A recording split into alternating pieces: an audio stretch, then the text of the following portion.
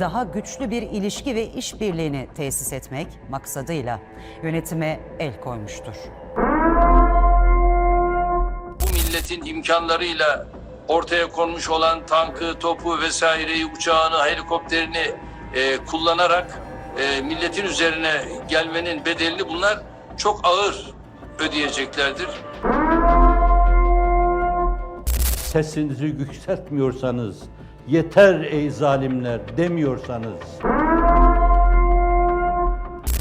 Fethullah Gülen, din alimi, müəllim və xeyriyyəçi maskası arxasında gizlənərək 10 illiklər boyunca Türkiyənin dövlət strukturuna daxildən zəhərli sarmaşıq kimi sızan, təhsil və din adıyla milyonlarla gəncin beynini yuyaraq, özünün fanatik tərəfdarına çevirən həm ölkəni, həm də öz izləyicilərini böyük bir fəlakətə sürükləyən təşkilatın rəhbəri. Bugün Fethullah Gülənin uşaqlığından hakimiyyət və güc zirvəsinə, dövlət daxilində qurduğu gizli strukturdan tutmuş, Türkiyəyə qarşı həyata keçirdiyi ağır xəyanətlərə, ölkəni qarşı durmaya sürükləyən 15 iyul hadisələrinə və nəhayət Amerika Birləşmiş Ştatlarında sığınacaqda bitən sonuna qədər hər şeyi A-dan Z-yə, bütün təfərrüatları ilə vərəqləyəcəyik. Hər şey 1941-ci ildə Türkiyənin Ərzurum şəhərinin Pasinlər ilçəsinin Korucuq kəndində yoxsul bir ailədə başladı. İmamoğlu olan Gülen, gənc yaşlarından dini dairələrdə hərəkət etməyə başladı və zamanla öz ətrafına oxşar düşüncəli insanları yığaraq təşkilatının təməlini qoydu. O, ilk baxışdan xalqın milli və dini duyğularına hitab edən abituriyent hazırlıq kursları, orta məktəblər, tələbə yataqxanaları və media qurumları açaraq özünü hamıya sadə, humanist bir elm və din adamı kimi təqdim edirdi. Lakin bu məktəblər və kurslar sadəcə təhsil ocaqları deyil, gələcəkdə Türkiyənin bütün açar nöqtələrini, xüsusilə də dövlət qurumlarını ələ keçirəcək xüsusi kadrların yetişdirildiyi gizli bir mərkəzidir. Gülen və tərəfdarları illər boyunca Türkiyənin dövlət imtahanlarında sualları öncədən əldə etməklə və digər qeyri-qanuni üsullarla öz adamlarını strateji vəzifələrə yerləşdirdilər.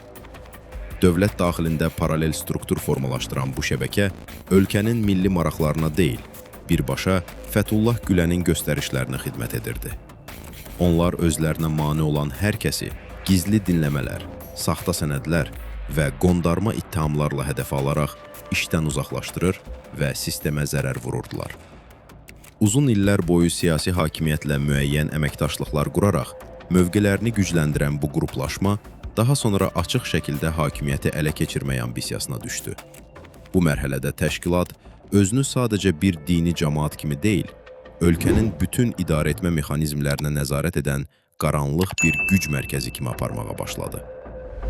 Gülenin bu qədər rahat hərəkət etməsinin və illərlə toxunulmaz qalmasının arxasında həm də xarici güclərin, o cümlədən Türkiyənin bölgədə güclənməsini istəməyən dairələrin maraqları var idi. Türkiyədən ayrılaraq Amerika Birləşmiş Ştatlarında, Pensilvaniya ştatında yerləşən geniş malikanədə yaşayan Gülen oradan təşkilatını idarə etməyə davam etdi. O, xarici qüvvələrlə təmasda olaraq Türkiyəni daxildən zəiflətmək üçün planlar qururdu. Gülen özünü tərəfdarlarına qarşı xüsusi bir şəxs kimi qələmə verir. Onun hər bir sözünü isə müzakirə olunmadan yerinə yetirməyi tələb edirdi. İzləyiciləri arasında yaratdığı qorxu və itaətkarlıq kültü sayəsində heç kim onun əmrlərini sorğulaya bilmirdi. Ölkəni içdən çöktürmək və nəzarəti tamamilə ələ keçirmək cəhdləri iyulun 15-də tarixin ən dramatik gecəsində pik həddə çatdı. Fethullah Gülenin təşkilatına bağlı olan hərbi qruplar həmin gecə Türkiyə Respublikasına və demokratik quruluşa qarşı qiyam cəhdi həyata keçirdilər. Tanklar gecə yarısı küçələrə çıxarıldı. Parlament binası və dövlət qurumları hədəf alındı. Dinc sakinlər həyatını itirdi. Lakin Türk xalqı çağırışla meydanlara inərək bu hücumun qarşısını aldı. Qiyam planı baş tutmadı və dövlət qorundu. Həmin gecə tökülən qanlar və yaşanan qarşıdurmalar bu strukturun nə qədər təhlükəli və amansız olduğunu bütün dünyaya bir daha sübut etdi. Bu hadisələrdən sonra Fethullah Gülen illər boyunca sığındığı Amerika Birləşmiş Ştatlarında, Pensilvaniyada 2024-cü ilin oktyabr ayında xəstəlik səbəbilə həyatını başa vurdu. Onun vəfatından sonra təşkilatı darmadağın edildi. Qlobal şəbəkəsi çökdürüldü və illərdir qurduqları bütün sistem tamamilə məhv oldu. Lakin bu təşkilatın buraxdığı yaralar və cəmiyyətə vurduğu zərbələr uzun müddət xatırlanacaq. Fethullah Gülənin həyatı, din, elm və təhsil kimi dəyərləri öz şəxsi maraqları üçün istifadə edən, xalqına və ölkəsinə qarşı çıxan bir insanın nə qədər acı sonla bitə biləcəyini göstərən bir nümunədir. O, tarixin yaddaşında ölkəsini böhranlara sürükləyən və nəticədə hər şeyini itirən bir şəxs olaraq qalacaq. İllər boyunca qurulan sistemin, yığılan sərvətlərin və verilən qərarların hamısı sonda eyni nöqtəyə gəlib çıxdı. Xəyanətin və idarəetmə ehtirasının gətirdiyi qaçılmaz sonluğa. Türkiyə cəmiyyəti bu acı təcrübədən böyük dərs çıxararaq, dövlətin suverenliyini hər şeydən üstün tutmağın nə qədər həyati əhəmiyyət daşıdığını bir daha anladı. Gülənin adı isə tarixin səhifələrində hər zaman qaranlıq bir xəyanət nümunəsi kimi qeyd olunacaq və bu şəbəkənin törətdiyi dağıntılar heç vaxt unudulmayacaq.